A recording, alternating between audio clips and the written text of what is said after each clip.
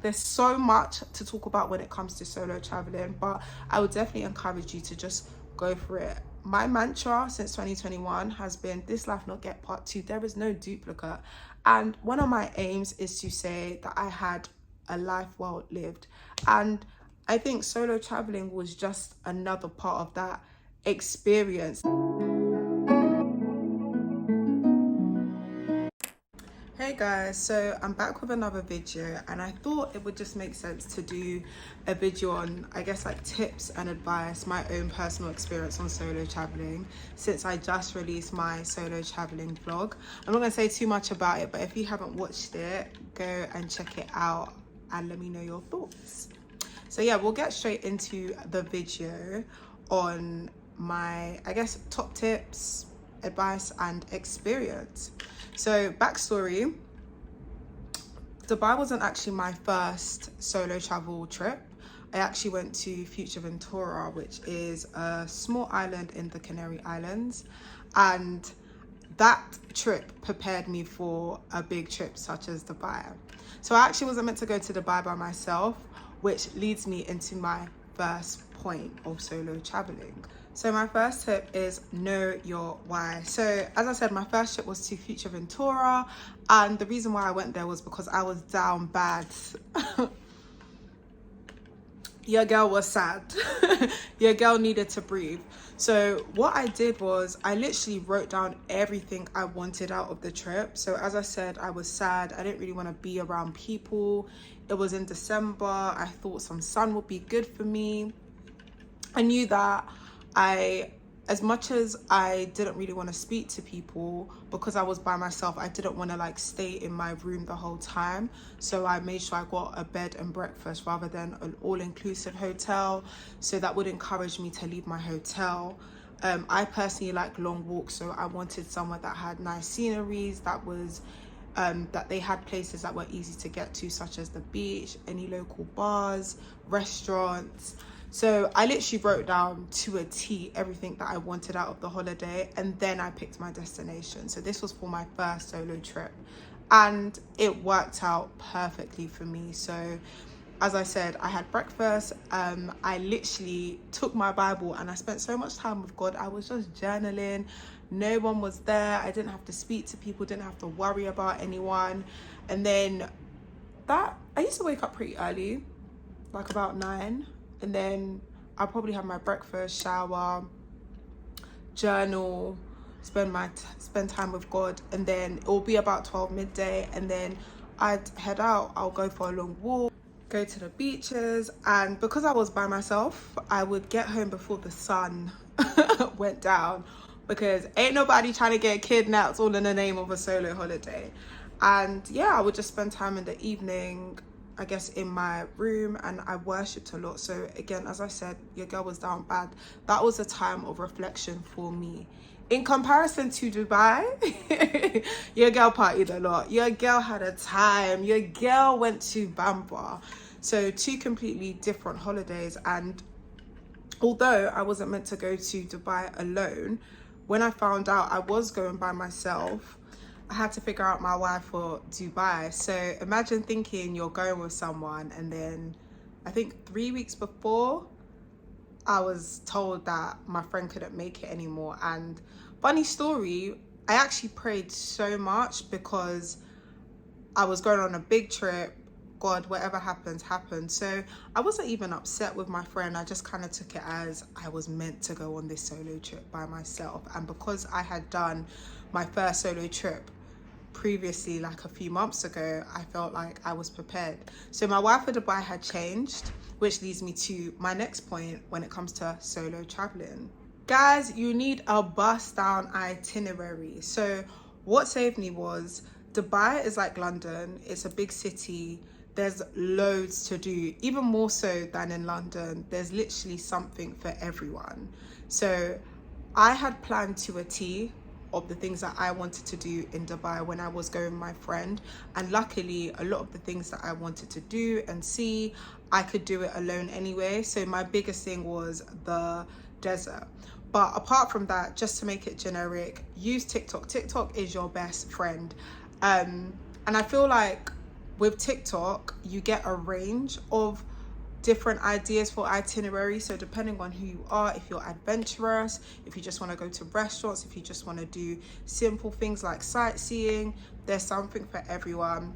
Use YouTube and plain old Google, because sometimes TikTok only takes you to I guess the touristy things, and I think when you're going to a country, whether you're solo traveling or not, it's good to actually see the culture of the country. So having a bust down itinerary, planning thoroughly, using Futureventura because I was by myself and it was a much quieter country, quieter, would I call Futureventura a city? Whatever it is, I needed to plan thoroughly, like what I was doing in my morning, what I was doing in my afternoon, what I was going to do in my evening, just so you don't get bored. I think even if you enjoy your own company, when you're on holiday, it can be very easy to get bored. Think about when you're home alone and you have nothing to do. So knowing what you're going to do, planning thoroughly is super important when you're on a solo holiday. So even though I would advise you to plan thoroughly, be open. Be open. Things can change. Something that was on your itinerary may come up, and because it wasn't on your itinerary, you're not gonna go. So this was very, very relevant for me on both of my solo trips. So in Futureventura, I met the most lovely girl, the only person I actually spoke to, because as I said, I did not want to talk to nobody. I was there for reflection. I was there to become wholesome. I was there to just breathe and take in some winter sun. But I met a lovely girl, and she had told me she had taken the bus to the other side of Futureventura to see one of the beaches, and I was like, oh my gosh, this is amazing. I added it to my itinerary, and it turned out to be one of my best days. And again, Dubai, be open. So my itinerary went to poo, to be quite honest. Even though I had planned thoroughly, even though I knew that I wanted to do X, Y, and Z, if you go watch my solo vlog, you would know that I got to Dubai and the hotel was not given come to Dubai Habibi. I said, no way, your girl is not staying here. So I literally had to book another hotel, which cost me quite a big bit of my budget. So because I had planned to do like skydiving, which was like about £400, I had to work with what I had, because your girl likes to enjoy her life, but I like to be financially savvy where I can.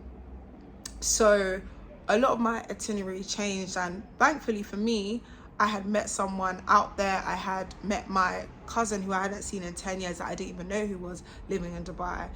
She was there, so they just recommended me a lot of things, such as like pool parties. So I originally wanted to go to some of the beach clubs, but found alternatives. So be open, definitely have your itinerary, know like what kind of things you want to go to, but be open to new things, because it just might be one of the best things you do. So how can we talk about solo traveling without talking about safety? So I think I'm an interesting girl. So I get scared to do things, but at the same time, I just kind of just do them anyway. But safety first. When you are traveling, especially as a female, you need to have your wits about you. So a lot of people tend to say that they're actually not by themselves, which I think is super cool. You don't always have to do that, but if you are feeling unsafe for whatever reason, saying you're with your partner, a group of friends, your family, they're back at the hotel, they're down the road, that could help ease your anxiety. And also, if someone is coming across as weird, they'll probably just back off anyway. But one of the cool things that I did in Futureventura was I literally set my location every single day to one of my friends, and it's not funny, but it's funny. But I would send her a picture of me when I got dressed, so they would know what I was wearing, what I looked like, what my hair was like that day. And I think it also just puts your mind at rest, because one of the reasons why people tend to not solo travel is because they're scared. I remember when I was going to Dubai, one of my aunties was like, it's not good to travel by yourself, all of this, all of that. But there are little things that can help combat, that fear. You're gonna have it anyway, because anything you do new, unless you're like this person that never gets scared, you always have that little bit of worry, that little bit of fear, that little bit of anxiety, which is normal. But doing those things can help, and also just sharing where you are with someone you trust. and also not sharing where you are on social media straight away. So I was in love with my new hotel, and I'm someone that likes to post. Like, I have like little highlight reels on my Instagram, but I was very careful not to tag it. Although Dubai is a popular destination, people may have figured out, but they didn't know what room I was in, what floor. So sharing those details with a family member, a close friend, is really, really important. Knowing like when your departure date is and when your arrival date is, just so people know that you're safe. I think that's super important. Leading on from that, I wanted to make this a separate point, but it is kind of, no, not kind of, it is definitely linked to safety. Know the country you are in. So as I said, I've solo traveled twice, right? 2 completely different countries. Dubai is a big city, and Fuerteventura isn't, basically. Sorry guys, your girl had something in the air fryer, and I thought that was a pretty good clip, so I'm not gonna redo that one, because as I said, we're all for authenticity on this channel, so I'm gonna continue. But yeah, Dubai and Fuerteventura are 2 completely different countries. Fuerteventura is small, Dubai is huge. So coming from London, even though like I had solo traveled, so naturally I felt more comfortable being by myself, there were a lot more things that I was familiar with. So Uber, the different shopping centers, it was much more touristy. So naturally I felt safer. Whereas Fuerteventura, I stood out as a tourist. Like the way I dressed, the way I speak, I definitely stood out as a tourist. So knowing the country you're in really, really helps. So for example, in Dubai, I knew that I could get around with Ubers, as I said. Also knowing the transport system. So even if I didn't want to take an Uber, they have an alternative called Careem, which was cheaper. Getting familiar with discounted things that locals would know about. So Careem is also a discounted taxi service, but they also have something similar called Uber Eats, something similar to Uber Eats, which is on Careem, and also the alternative travel modes that there are. So in Dubai, you had like the metro, you had buses. Although it was so hot, I was not getting on any of the above apart from an air-conditioned Uber. Alternatively, in Fuerteventura, so it wasn't somewhere I was familiar with, but I got on the bus, knowing the bus times, where did the buses go to, where are the bus stands. That is all really important information when you're getting around. And they didn't actually have Ubers there. They again had their own taxi services there, which I had to get familiar with. All of this will make your trip seamless. So when you're planning your itinerary, it's like, okay, you want to go X, Y, and Z, but how am I getting there? Is transport going to take me there at that time? Do I have to walk? Are they quite conservative in the country? So Dubai, for me, I was really scared because I thought, okay, can I wear X, Y, and Z? But again, because it's such a touristy country, I was fine. But you may go somewhere else and solo travel in another country and they're not having it. So being aware of the customs of the country is super important. Guys, I said authenticity and I was just tripping up left, right, and center. But I hope you get the gist. Know the country you're going to, know and get familiar with the customs. If there are any discounts, use that. Off topic, but like when I went to Amsterdam, for example, knowing that I could get deals on the metro, all those things help you to save your coins and just make the trip more seamless. And I think last but not least, but knowing me, I might speak about something else, but I think I am going to end it here. But this is a tip per se, but be prepared for self-discovery. I think solo traveling is like a mirror. You learn so much about yourself. It's like you're faced with yourself saying, this is what I like, this is what I don't like. I don't have to worry about anyone else, because normally in the real world, back at home, whether or not you live by yourself, you're constantly worrying about someone, whether it's at work or just with your friendship groups or your family. But when you're solo traveling, you just care about you, yourself, and I was going to say you, yourself, and I, but me, myself, and I. You don't care about anyone because you don't have to. And that's not in a narcissistic way or in a negative way. It's just like, this is what I want to do, and I'm going to do it because I can do it. Who gonna stop me? Who gonna check me? Nobody.